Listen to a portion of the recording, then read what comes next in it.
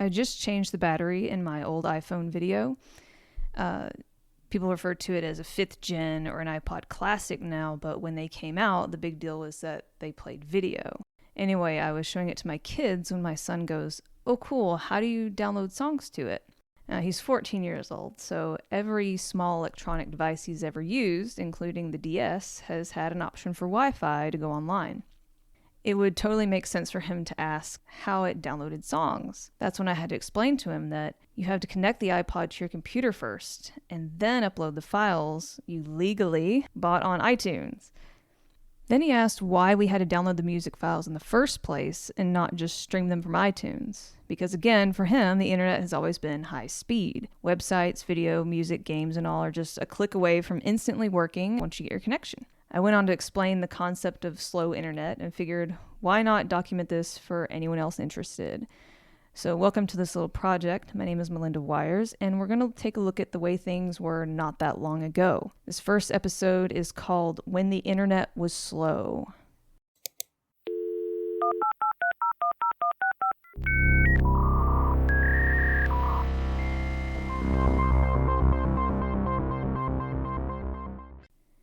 We got our first computer when I was 10 years old.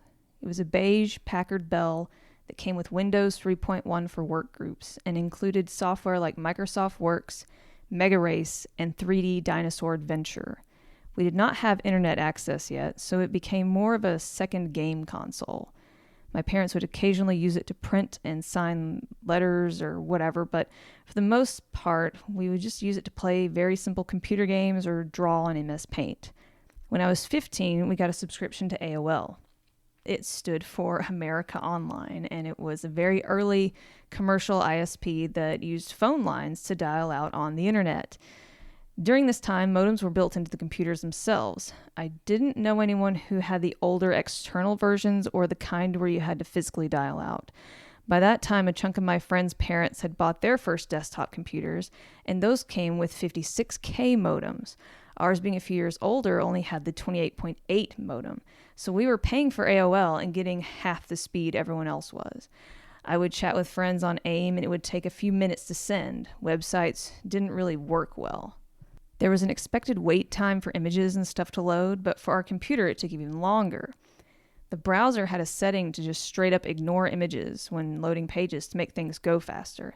Most of the internet for me up until 2002 looked like tables filled with broken image icons. The big thing everyone remembers from the dial-up days is that you had to actually dial into the internet. Your computer wasn't always connected. What you would do is open up your ISP software, type in your login info, and hit connect. That would then dial out through your modem to the phone line in your house. The sound of the modem making all that wild ping-pong static noise was a handshake of sorts that the computer did to dial out. I had some friends who had multiple phone lines in their house, so they could call you while being online. But for most of us, being dialed into the internet was the same as being on the phone. If someone called, it would give them a busy signal. But if they waited for a bit or called back, their call would take priority and knock you offline.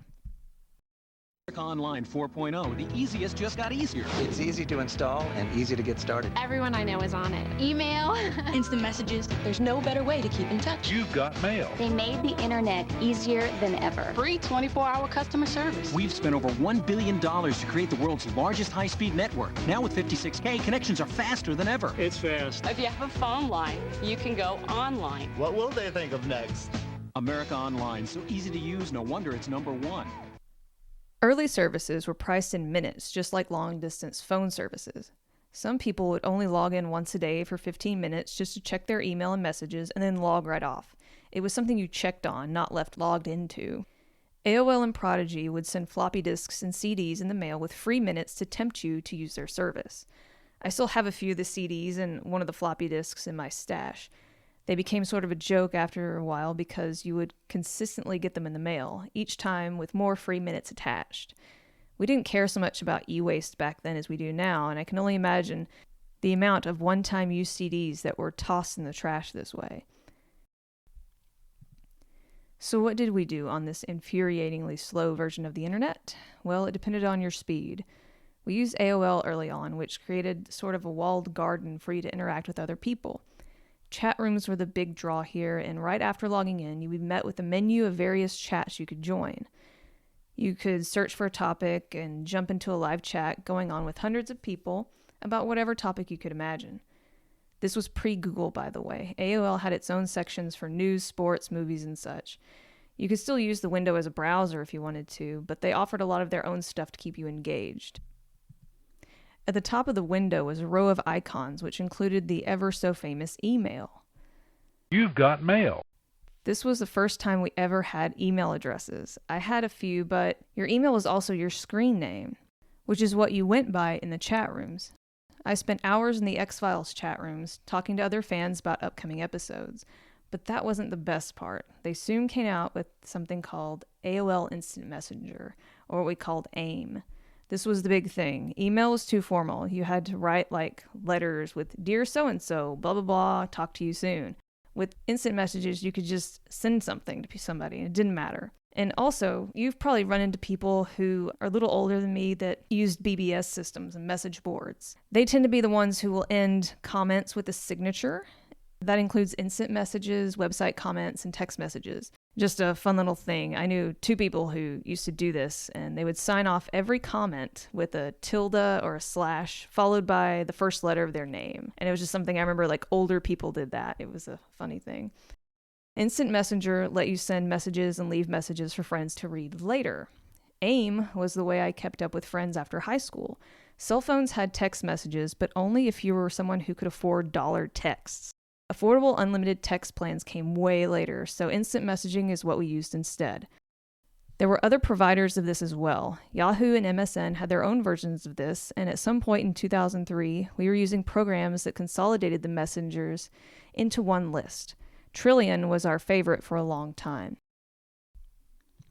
In 1998, Napster was where people went to download music. We didn't have MP3 players yet, but newer computers came with CD burners.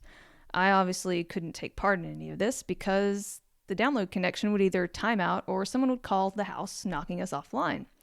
And if it did work, it would have taken a week to download one song, but I had friends who would download all kinds of music over the weekend and make mix CDs to play in their car or their CD player. Napster would make front page news as various musicians and record companies took them to court over copyright infringement. This caused the service to shut down in 2001, and you were back to having to pay $25 for a CD or making mixtapes off the radio. Other peer-to-peer file sharing platforms would pop up to take their place, which I will get into another episode. Have you ever wondered what the personal computer was really invented for? Well, this is it. It's a new service called Prodigy. Connected to your computer, and it's this simple to find great values from home. This simple to shop from dozens of merchants from home. This simple to bank, book the best airline fares, get stock quotes, all from home. And it's just $9.95 a month. Prodigy, from a partnership of IBM and Sears. Finally, what the PC was invented for. See the Prodigy service demonstrated at a dealer near you. When I went to college in 2002, I needed my own computer.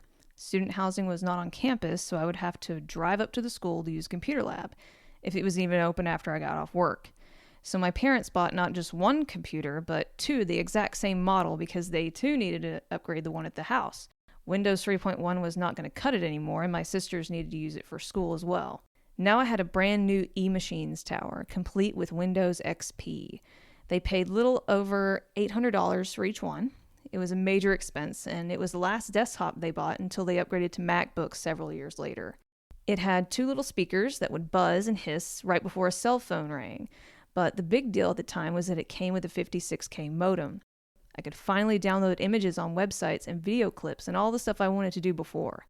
Of course, I mostly used it to learn Photoshop and Illustrator for class, but it would be another year before I was proficient in either of those. I did pay for my internet connection while at school. I remember it being about $25 a month for MSN. The school paid for the phone line, which was nice, but being on a phone line, I still had to dial out and would get bumped offline if someone called. But it was there. And at this point, both my roommate and I had really basic flip phones. The internet on campus, however, was a standard T1 line, but shared over multiple computers at once, which means it could get bogged down pretty quick with everyone in the lab. Even in high school, our computer lab had a commercial internet connection that was a big deal at the time.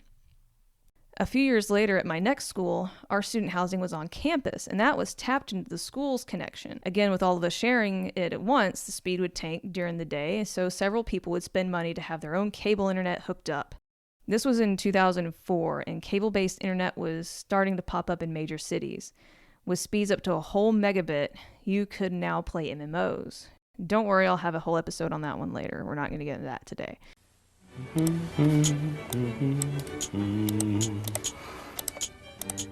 Alert! You have reached the end of the internet. You have seen everything there is to see.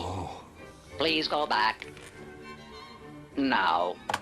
Experience the joy of DirecTV DSL. Call now and pay only $29.99 per month for your first 3 months. Call 1-877-4DSL-JOY now. I thought you were surfing the internet. Yeah, I finished it. With cable speeds not being as fast as they are today, you still had restrictions. Images still took a bit to load, and streaming was out of the question. Everything had to be downloaded and watched and listened to offline. But, being on a separate line from your phone, having someone call you no longer kicked you off the internet. I'll end this episode in around 2007. This is when even faster cable speeds allowed you to stream video on YouTube. You still had to wait a while for it to buffer, and uploading a video was an hours-long process that might actually fail. But by then we had something new: Wi-Fi. Prior to this, we would have to physically connect our computers to a switch on our cable modem so everyone could share. We had several roommates at this time, so we put all the computers in one room to make this easier. Desktops didn't have Wi-Fi. Laptops might have them if they were new. My first Wi-Fi card was a PCI Express card that I had an external antenna attached to so it could reach the downstairs Wi-Fi. It still killed your speed. It took a while for most technology to start integrating Wi-Fi. Flip phones didn't have it until 2006. You had to pay your cell phone provider extra money for a cellular data plan that you absolutely were going to go over on each month. Horror stories from the first iPhone came out after people started watching YouTube videos on their phones and getting charged for data rates from the late 90s. The brand new Xbox 360 didn't come with Wi-Fi. You had to buy a USB Wi-Fi adapter for it. We still have it somewhere. Most laptops had Wi-Fi because they were designed to be mobile, but they still had Ethernet ports. The other day, my son was having issues with the internet latency in a game, so I suggested he use the Ethernet connection instead of the Wi-Fi, which goes through multiple walls. I had explained first what that meant and where that was on the back of his computer. And now for some fun stats. When AOL first came out, there was a base subscription fee of $9.95 per month, and that included 5 hours total of use. If you went over that 5 hours, they charged you $2.95 for each extra hour. In December of 1996, they added the option of a flat rate fee of $19.95, and that gave you unlimited access, unlimited minutes on AOL. And this actually caused people to stay on longer, which created connection issues for other users, and people actually sued them over this, and it became an issue. After about 2005, many dial-up providers were competing with cable and DSL. AOL was charging $25 a month this time, but other ISPs were offering it for under $10. It was really not used anymore. Some companies like Juno and NetZero offered free dial-up, but everything you went to had ads all over it. And you probably know someone who might still use their Juno email, but I used to work with someone who did. They would tell us, hey, yeah, here's my email address, and it'd be, their name at juno.com, and we'd be like, wow, you actually use that. That's crazy. Our first cable ISP was Roadrunner, which later became Time Warner Cable, and it changes every few minutes now, but that was 2006, and it cost $40 per month, but you had to rent the modem from them as well, because cable modems, you could buy them, and they were pretty expensive, and so most people like us just rented the one from them, and they would go out all the time, and so they were $10 a month, and it lasted maybe 6 months or so before some component on it would die out, and you'd have to go take it back to the office and have it replaced. And since we rented them, it didn't cost us anything to change it. Later on, they would become a little bit better, like buying your own Modem was a normal thing after that, as long as it worked with your ISP. And I think we finally bought a modem maybe around 2012. We stopped renting them because it stopped being a problem for us. With $40 for the internet and then $10 on top of that, it cost us around $50 a month plus tax and all that. But that was our normal for about 2006-ish and upwards. And of course, now, we pay $80 a month for 300 megabits. It's crazy. But yeah, that's how things were when the internet was slow. If you liked this episode, feel free to subscribe to it wherever you get your podcasts. Other episode topics include going to college without a laptop, early webcomics, and stealing music on the internet. Thanks for listening.